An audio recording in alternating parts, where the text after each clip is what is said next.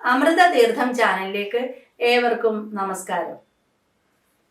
പണ്ട് ഗ്രീസിൽ ഒരു ചിത്രകാരനുണ്ടായിരുന്നു. അദ്ദേഹം വരയ്ക്കുന്ന ചിത്രങ്ങളൊക്കെയും ജീവൻ തുടിക്കുന്നവയായിരുന്നു. എന്നാൽ ഈ ചിത്രകാരൻ തൻ്റെ കൊച്ചു ഗ്രാമം വിട്ട് എവിടേക്കും പോയിട്ടില്ല. അക്കാരണത്താൽ തന്നെ അദ്ദേഹം സാമ്പത്തികമായി നല്ല രീതിയിൽ ഉയർന്നിട്ടുമില്ല. അങ്ങനെ ഇരിക്കുന്ന ഒരു സാഹചര്യത്തിലാണ് ഈ ചിത്രകാരന്റെ ഒരു കൂട്ടുകാരൻ റോമിൽ നിന്നും അദ്ദേഹത്തെ അന്വേഷിച്ച് വരുന്നത്. ആ കൂട്ടുകാരന്റെ വരവിന്റെ ഉദ്ദേശം റോമിലെ രാജാവ് അവിടെ ഒരു ചിത്രരചന മത്സരം നടത്തുന്നതായി വിളംബരം ചെയ്തിരിക്കുകയാണ്. ആ രാജാവ് വളരെ സമർത്ഥനാണ്. നായാട്ടിനായാലും യുദ്ധമുറകൾക്കായാലും യുദ്ധത്തിലെങ്ങും തോറ്റിട്ടേ ഇല്ല. ഇതുവരെയുള്ള യുദ്ധങ്ങളിലൊന്നും ആ രാജാവ് തോറ്റിട്ടില്ല. അങ്ങനെ അതിസമർത്ഥനായ ഒരു രാജാവാണ്. പക്ഷേ ആ രാജാവിന് ഒരു കുഴപ്പം സംഭവിച്ചിട്ടുണ്ട്. അദ്ദേഹത്തിൻ്റെ ഇടത് കണ്ണിന് ആഴത്തിൽ മുറിവേറ്റിട്ടുണ്ട്. കൂടാതെ തന്നെ അദ്ദേഹത്തിൻ്റെ വലത് കാൽ നഷ്ടപ്പെട്ടിട്ടുണ്ട്. പണ്ടെങ്ങോ അദ്ദേഹം നായാട്ടിന് പോയ സമയത്ത് ഉണ്ടായ അപകടത്താൽ സംഭവിച്ചതാണ് എന്നാണ് കേട്ടുകേൾവി. ഈ രാജാവാണ് ഇങ്ങനെ ചിത്രരചനാ മത്സരത്തിന് വിളംബരം ചെയ്തിട്ടുള്ളത്. ആ രാജകുടുംബത്തിന്റെ ഒരു രീതി എന്നാൽ അവരുടെ ആ രാജഭരണാധികാരികളുടെ ഒക്കെ 40 വയസ്സ് പ്രായമാകുമ്പോൾ അവരെല്ലാവരും അവരുടെ ചിത്രം വരപ്പിച്ചു വെക്കുക പതിവാണ്. അപ്പോൾ ഈ രാജാവ് ഇതുവരെ അദ്ദേഹത്തിന്റെ ചിത്രം വരപ്പിച്ചിട്ടില്ല. അതിന്റെ കാരണം അദ്ദേഹത്തിന് ഈ അംഗപരിമിതിയാണ്. അദ്ദേഹത്തിന് വയസ്സ് 50 അംഗപരിമിതി കാരണം അദ്ദേഹത്തിന് മനസ്സിന് വല്ലാത്ത വേദനയാണ്. എൻ്റെ ചിത്രം വരച്ചു കഴിഞ്ഞാൽ ഈ അംഗപരിമിതി ആ ചിത്രത്തിലും അടയാളമായി കാണുമല്ലോ എന്ന മാനസിക വ്യഥ അദ്ദേഹത്തെ അലട്ടുന്നത് കാരണം 10 വർഷമായിട്ട് അദ്ദേഹം ഇതിങ്ങനെ മനസ്സിലിട്ടുകൊണ്ട് നടക്കുകയാണ്.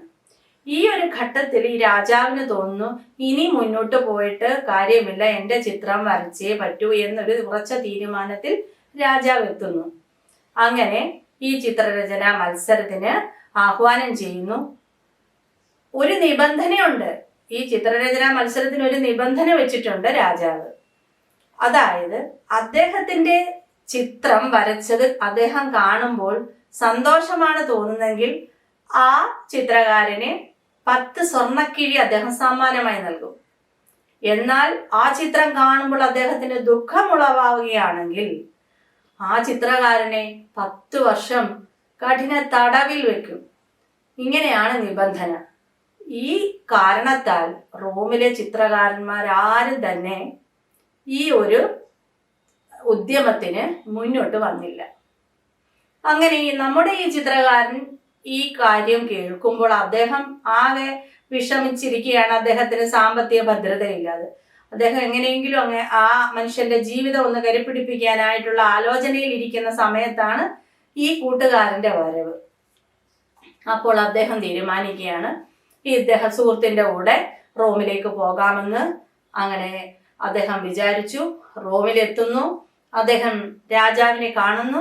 രാജാവിനോട് തൻ്റെ ഇംഗിതം അറിയിക്കുന്നു. ഞാൻ അങ്ങയുടെ ചിത്രം വരയ്ക്കാൻ തയ്യാറാണെന്ന് അറിയിച്ചു. രാജാവ് അതിന് സമ്മതിച്ചു. അങ്ങനെ ചിത്രരചന തുടങ്ങി. 2 മാസമായപ്പോൾ ചിത്രം പൂർത്തിയായി. രാജാവ് ചിത്ര പ്രദർശനത്തിനുള്ള ആ ദിവസം അറിയിച്ചു കഴിഞ്ഞു. അങ്ങനെ രാജകൊട്ടാരത്തിൽ ധാരാളം പേർ തടിച്ചുകൂടി. ഇങ്ങനെയുള്ള ഒരു രാജാവിന്റെ ചിത്രം വരച്ചിരിക്കുകയാണ് ഒരു ചിത്രകാരൻ അന്യദേശത്ത് നിന്ന് വന്നിട്ട്. നമ്മുടെ ദേശത്തുള്ളവരാരും തന്നെ ഈ ഉദ്യമത്തിന് തയ്യാറായിട്ടില്ല. അപ്പോൾ ആ ചിത്രം കാണാൻ കൂടുതൽ പേർ അവിടെ തടിച്ചുകൂടി. രാജാവിനും ആകാംക്ഷയുണ്ട് തൻ്റെ ചിത്രം എങ്ങനെയാണ് ഈ ചിത്രകാരൻ വരച്ചിരിക്കുന്നതെന്ന് അറിയാൻ. അങ്ങനെ രാജാവ് എഴുന്നള്ളുന്നു. ചിത്രം കാണിക്കാനായിട്ട് ചിത്രകാരനോട് ആവശ്യപ്പെടുന്നു. അവിടെ ഒരു കസേരയിൽ ഒരു തുണി കൊണ്ട് മൂടി വെച്ചിരിക്കുകയായിരുന്നു അദ്ദേഹം വരച്ച ചിത്രം. ചിത്രകാരൻ ആ ചിത്രത്തിന്റെ അരികിലേക്ക് നടന്നെടുത്തു. ആ തുണി മെല്ലെ മെല്ലെ മാറ്റുന്നു. ചിത്രം കണ്ട രാജാവ് അത്ഭുതത്താൽ അദ്ദേഹത്തിന് സന്തോഷാതിരേകത്താൽ അദ്ദേഹത്തിന്റെ കണ്ണുകൾ ഈറനണിയുന്നു. ഒപ്പം തന്നെ ആ നിന്ന എല്ലാ ആൾക്കാരും അത്ഭുത ആകാംക്ഷ ഭരിതരായി ചിത്രത്തിൽ നോക്കുകയും സന്തോഷിക്കുകയും ചെയ്യുകയാണ്. അപ്പോൾ നമുക്കറിയേണ്ട അദ്ദേഹത്തിന്റെ ചിത്രം എങ്ങനെയാണ് ഈ ചിത്രകാരൻ വരച്ചതെന്ന്. ആ ചിത്രകാരൻ അദ്ദേഹം ഈ രാജാവ് ഒരു കുതിരപ്പുറത്ത് നായാട്ടിന് പോയിട്ട് വരുന്ന ചിത്രമാണ് വരച്ചിരിക്കുന്നത്. അപ്പോൾ കുതിരപ്പുറത്ത് നായാട്ടം കഴിഞ്ഞ് വരുന്ന രാജാവിനെ വരച്ചപ്പോൾ അദ്ദേഹത്തിന്റെ ഇടത് കണ്ണ് മറഞ്ഞിരിക്കുകയാണ്. ഈ ചിത്രത്തിന്റെ മറു വശത്തായിട്ടാണ് ഇടതുവശം. അതുകൊണ്ട് ഇടത് കണ്ണ് നമ്മൾ നോക്കുന്ന ആളിന് കാണാൻ സാധിക്കില്ല. അതുപോലെ തന്നെ വലതുകാൽ മുറിച്ചു മാറ്റിയ ഭാഗത്തായി രാജാവ് വേട്ടയാടി കിട്ടിയ പുലിയെ തൂക്കിയിട്ടിരിക്കുകയാണ്. അങ്ങനെ വരച്ചപ്പോൾ വലതുകാല് ഇല്ല എന്നുള്ളതും ചിത്രത്തിൽ മറഞ്ഞിരിക്കുകയാണ്. അപ്പോൾ രാജാവിന് പെട്ടെന്ന് തന്നെ ഈ ഒരു സന്തോഷം ഈ ഒരു ചിത്രത്തിൽ കണ്ടപ്പോൾ രാജാവിന് തോന്നുന്നത് അദ്ദേഹത്തിന്റെ വീരഗാഥ ഒന്നുകൂടി പരിപോഷിപ്പിക്കുന്ന തരത്തിലാണ് ഈ ചിത്രകാരൻ അദ്ദേഹത്തിന്റെ ചിത്രം വരച്ചതെന്ന് അദ്ദേഹത്തിന്റെ മനസ്സിൽ തോന്നുന്നു. അദ്ദേഹത്തിന് സന്തോഷാധിക്യം കൂടുന്നു. ഒപ്പം തന്നെ അദ്ദേഹം മനസ്സിലാക്കുകയാണ്, എൻ്റെ ഈ കുറവുകളൊന്നും ഈ മനുഷ്യന് കുറവുകളായി തോന്നിയില്ല എന്നും അദ്ദേഹത്തിന്റെ ചിന്തയിൽ തോന്നുന്നു. പെട്ടെന്ന് തന്നെ ഈ സന്തോഷം, രാജാവിന്റെ ഇത്ര സന്തോഷം കണ്ടിട്ട് നമ്മുടെ ചിത്രകാരൻ രാജാവിനോട് പറയുന്നു, മഹാരാജൻ, അങ്ങയോട് എനിക്കൊരു കാര്യം ഉണർത്തിക്കാനുണ്ട്. രാജാവ് പറഞ്ഞു, എന്താണ് നിനക്ക് പറയാനുള്ളത്? പറഞ്ഞോളൂ. നിന്റെ പാരിതോഷികത്തെ കുറിച്ചാണോ? അല്ല രാജൻ, എനിക്ക് അങ്ങയോടൊരു കാര്യം പറയാനുണ്ട്. അപ്പൊ പറയാനാ അദ്ദേഹം നിർദ്ദേശം കൊടുത്തു. അപ്പോൾ ഈ ചിത്രകാരൻ പറയുകയാണ്, അങ്ങയുടെ ഇടത് കണ്ണിന്റെ ഈ ആഴത്തിലുള്ള മുറിവോ അങ്ങയുടെ വലത് കാല് നഷ്ടപ്പെട്ടതോ ഒന്നും ഒരു കുറവായി രാജാവേ എനിക്ക് തോന്നിയിട്ടില്ല. അത് എനിക്ക് അങ്ങയുടെ ഒരു കുറവായിട്ടല്ല എനിക്കത് കണ്ടത്. അങ്ങയുടെ ആ ശക്തിയുടെ അങ്ങയുടെ ഇന്നത്തെ ആ പ്രവൃത്തിയുടെയും ഒരു സന്തോഷമായിട്ടാണ് എനിക്കത് തോന്നുന്നത്. അദ്ദേഹത്തിന് കൂടുതൽ ശക്തി ആർജിക്കാനുള്ള അദ്ദേഹത്തിന്റെ ആ മനസ്സിന്റെ ആ ഒരു ഊർജമായിട്ടാണ് അദ്ദേഹത്തിന് ഈ ചിത്രകാരന് തോന്നുന്നത്. അത് ഒരു കുറവായിട്ടോ കുറവിന്റെ അടയാളമായിട്ടോ എനിക്ക് തോന്നുന്നില്ല. അങ്ങയുടെ ആ കരുത്താണ് ഞാൻ അവിടെ കാണുന്നതെന്നാണ് അദ്ദേഹം പറയുന്നത്. അപ്പോൾ ഒന്നുകൂടി രാജാവിന് സന്തോഷം കൂടുകയാണ്. ഈ ഒരു ചിത്രകാരനിൽ നിന്ന് എനിക്ക് എന്തുമാത്രം പഠിക്കാൻ പറ്റി, എന്തുമാത്രം ഉൾക്കൊള്ളാൻ പറ്റി. എൻ്റെ ഈ കുറവിനെ അദ്ദേഹം ഒരു കുറവായി കണ്ടില്ല. പകരം അദ്ദേഹം എൻ്റെ ഈ ചിത്രം വളരെ ബുദ്ധിപരമായി വരച്ചിരിക്കുകയാണ് എന്നാണ് രാജാവിന് മനസ്സിലായത്. അപ്പോൾ രാജാവ് പെട്ടെന്ന് തന്നെ ആഹ്വാനം ചെയ്യുന്നു, ഈ ചിത്രകാരനെ നമ്മുടെ റോമിന്റെ ഈ രാജഭരണകാലത്തെ ആസ്ഥാന ചിത്രകാരനായി മാറ്റണം എന്ന് രാജാവ് ഉടൻ തന്നെ ആഹ്വാനം ചെയ്യുന്നു. അദ്ദേഹത്തിന് ധാരാളം സ്വർണ്ണ നാണയങ്ങളും സ്വർണ്ണ കിഴികളും ഒക്കെ അദ്ദേഹത്തിന് കൊടുക്കുകയാണ് രാജാവ് ചെയ്യുന്നത്.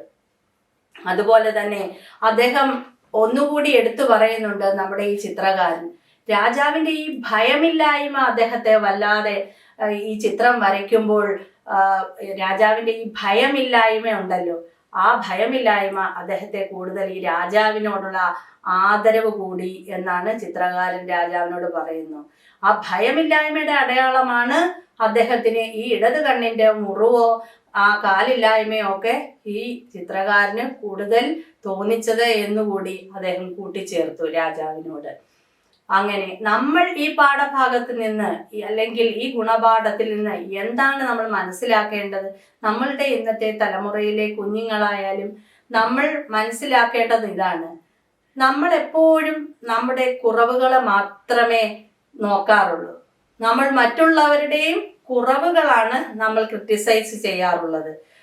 അതുകൊണ്ട് നമ്മൾ നമ്മുടെ ഉള്ളിലെ ആ കുറവുകളിൽ തൂങ്ങിപ്പിടിച്ച് കിടക്കാതെ നമുക്കൊരു കൊച്ചു കഴിവ് ഉണ്ടെങ്കിൽ ആ കഴിവിനെ നമ്മൾ ഉയർത്തി പരിപോഷിപ്പിച്ചു കൊണ്ടുവരാൻ നമ്മൾ ഊർജ്ജസ്വലരാകണം. നമ്മുടെ ഈ ഭൂമി പോലും വളരെയേറെ കുറവുകളാലും അല്ലെങ്കിൽ ഗുണങ്ങളും ഉണ്ട് ദോഷങ്ങളും ഉണ്ട് നമ്മുടെ ഭൂമിക്ക്. അപ്പം അങ്ങനെയുള്ളപ്പോൾ നമ്മുടെ ഭൂമി പോലും അങ്ങനെയുള്ളപ്പോൾ നമ്മുടെ ഭൂമിയിൽ ജീവിച്ചവരും നമ്മുടെ ഭൂമിയിൽ ഓരോ കണ്ടുപിടുത്തങ്ങൾ നടത്തിയവരും ഒക്കെ ധാരാളം കുറവുകളുള്ളവരായിരുന്നു. പക്ഷെ അവരാരും അവരുടെ കുറവുകളല്ല കൂടുതൽ അവർ കണ്ടിരുന്നത്.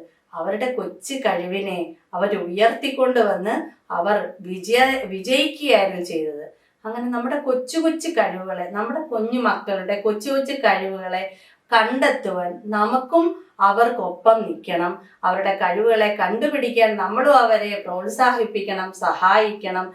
നമ്മളിലെ പ്രായമേറിയവർക്കായാലും തന്നെ നമ്മളിലെ കഴിവുകളെ നമ്മൾ ഉണർത്തിയെടുക്കുവാനുള്ള ഒരു കഴിവ് നമ്മൾ കൊണ്ടുവരണം എന്ന ഒരു മെസ്സേജ് ഇതിലൂടെ നമുക്ക് പങ്കുവെച്ചുകൊണ്ട് എല്ലാവർക്കും നല്ലൊരു ദിനം ആശംസിച്ചുകൊണ്ട് നന്ദി, നമസ്കാരം.